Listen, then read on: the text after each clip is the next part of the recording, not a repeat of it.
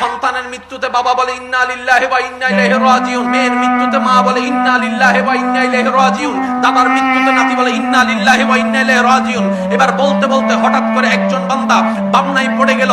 এতগুলা দোয়া থাকতে এটাই কেন পড়তে হয়, এতগুলা আয়াত থাকতে এটাই কেন পড়তে হয়? বামনায় যখন শুরু গেল, সে যখন বামনার জগতে গভীরভাবে ডুব দিল, তখন সে এমন জ্ঞানের সন্ধান পেল, তার জীবনটাই পাল্টাই দিল। সেটা কি? বাবার মৃত্যুতে সন্তান ব্যতীত হওয়া, এটাই তো স্বাভাবিক। সন্তানের মৃত্যুতে বাবার কান্না করা, এটাই তো স্বাভাবিক। কিন্তু বলছে কি? ইন্না লিল্লাহি, নিশ্চয় মারা যাওয়া বাবাটা আমার নয়, আমার আল্লাহর, আমার আল্লাহর, আমার আল্লাহর। সুবহানাল্লাহ বলেন না? আমার আল্লাহর। আমার হলে আমি কান্না করব। যার টাকা হারাই সে টেনশন করে, অন্যের টাকা হারালে তো আপনি টেনশন করার প্রশ্নই আসে না, কারণ টাকাটা তো আপনার নয়। এবার সন্তানের মৃত্যুতে বাবা বলে ইন্না লিল্লাহি, নিশ্চয় আমার সন্তানটা আমার হওয়ার আগে আমার আল্লাহর হয়েছে, ওয়া ইন্না ইলাইহি রাজিউন, যার সম্পদ তার দিকে ফেরত গিয়েছে। আমার টেনশন করারও দরকার নাই, মন খারাপ করারও দরকার নাই। এবার বলেন সবকিছু কার?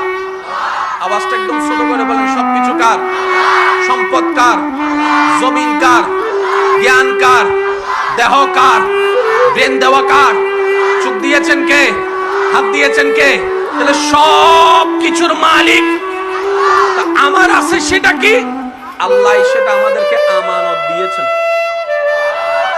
এবার বলেন হাত আমাদের আমানত, হাত আমাদের, শরীর আমাদের, চামড়া আমাদের, চোখ আমাদের, রূহ আমাদের।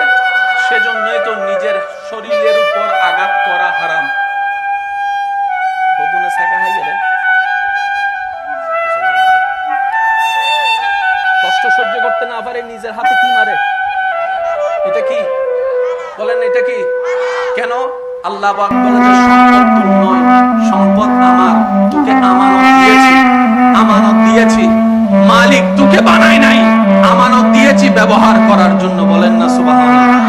এবার যে বান্দার মনে চিন্তায় প্রেমে সকাল সন্ধ্যায় সবকিছু বলে সব আমার আল্লাহ, আর একটু জোরে বলি, এবার বলেন তাদের আর কোনো টেনশন, তাদের আর কোনো দুঃখ, তাদের হারানোর ভয়, পাওয়ার লোভ। ইন্না লিল্লাহি, এটা কারা বলে?